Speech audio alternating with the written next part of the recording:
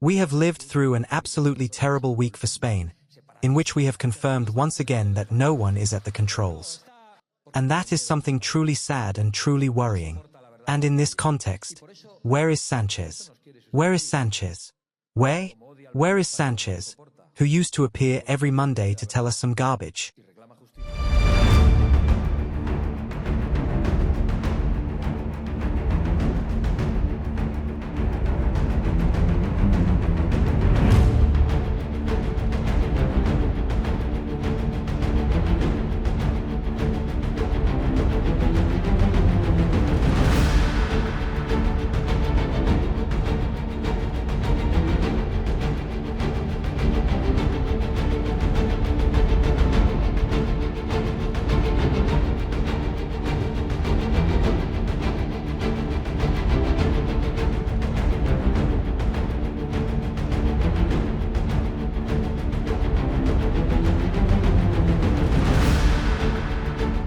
Creo que vosotros también, en el fondo, ¿no? I am very angry, and I think you are too, deep down, because this is unbearable.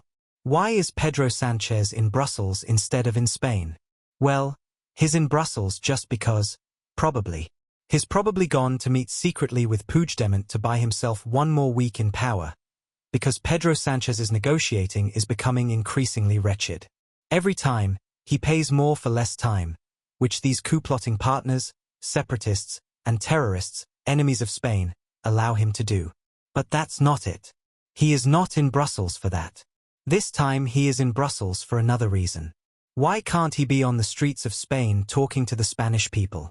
Because he is afraid of the Spanish people. Because he cannot handle the truth on the street. And that is why he wants to replace us. Since he hates the Spanish people, he can't stand them because the Spanish people tell him the truth and demand justice. He enacts policies that force Spaniards to leave, especially educated young people, while others arrive uneducated, to whom the doors are thrown open and who are given everything the Spanish people lack. That is the truth. And he is also there for another reason, because there he has the support, the lifeline, of von der Leyen's People's Party. Because in Brussels, the People's Party and the Socialist Party have agreed on everything. And this week we are talking about one of the most infamous pacts between the People's Party and the European Socialist Party, which is the Mercosur Agreement. As if the Migration Pact, the Green Pact, and the climate fanaticism destroying European industry and European energy sovereignty weren't enough. As if destroying the viability of farms and ranches weren't enough. They have decided to tighten the screws again and have told us, if you don't want a cup, have a cup and a half. We have lived through an absolutely terrible week for Spain, in which we have confirmed once again that no one is at the controls. Or, worse still, we have confirmed that it is the Mafia at the controls. I said recently that I hoped it wouldn't happen because I feared it would. And it is happening. The collapse of the corrupt and traitorous Mafia governing Spain is also becoming the collapse of the institutions and the collapse of the state. And that is exactly what has happened, because this week began with the death of 45 Spaniards, victims of corruption and the Mafia, and has ended with the destruction of trust in the Spanish railway network and in the state institutions. And that is something truly sad and truly worrying. And in this context, where is Sanchez? Where is Sanchez? Where is Sanchez, who used to appear every Monday to tell us some garbage? Where is Sanchez, who gave a press conference every Monday, many of them without questions, unlike us, who answer journalists every day, and appeared every Monday to spin us some yarn, some garbage, some whim, just so people would talk about him and not talk about Obolos, about Coldo, about his wife, and about his brother? Where is Sanchez, who every Friday gives us the spiel about the music he listens to, what he reads, or that he does enduro and goes out in the snow? Where is Sanchez? Where is Sanchez? With 45 dead Spaniards, where is Sanchez? Where is the president of the government? Son of a We are dealing with a complete son of Sanchez. Sanchez is not here. Sanchez is not on the streets of Spain. Sanchez has gone to Brussels to say nothing. Sanchez has gone to Brussels when he shouldn't be able to leave Spain, because the flight risk is increasing every day. And what Pedro Sanchez should have done is not leave Spain. First and foremost, he should have tendered his resignation. But what he had to do was hand over his wife's passport, which is what the judge is asking him for. What Sanchez had to do is resign and put himself at the disposal of the courts to assume responsibility for his corruption. Because we do not forget that he arrived via a motion of no confidence, supposedly fighting corruption, presented by Obolos, who is in prison. And of course, not just Obolos. It's that Obolos, of course, you mentioned a word when referring to us, Obolos, but Obolos was the Minister of Transport, and we are talking about the railway network and we are talking about corruption.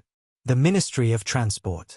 We are talking about kickbacks in the contracts dedicated to maintaining the railway tracks.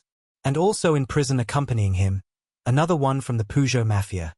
Coldo, who he wasn't the bodyguard, he wasn't the friend carrying his suitcase. Coldo was the advisor to Renfe Mercancias.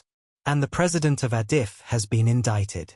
By the way, of all the European aid, the majority of the European funds that haven't reached the real economy, that haven't reached the people, the majority have gone to ADIF and Renfe.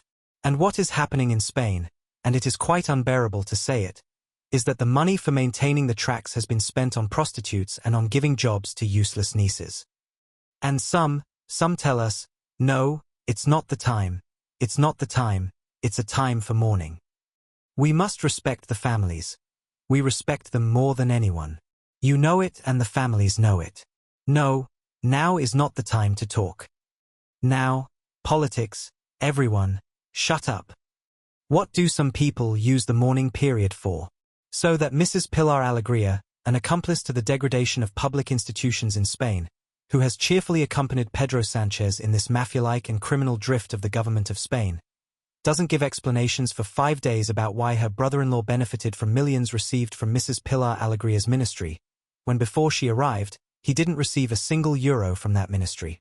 Because we are not going to be unfair.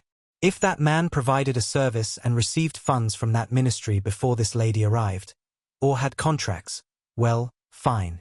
But the thing is, he didn't have them before. And what has the mourning served for? So that some do not give explanations for their extremely serious responsibilities. So, what we are suffering is no small thing.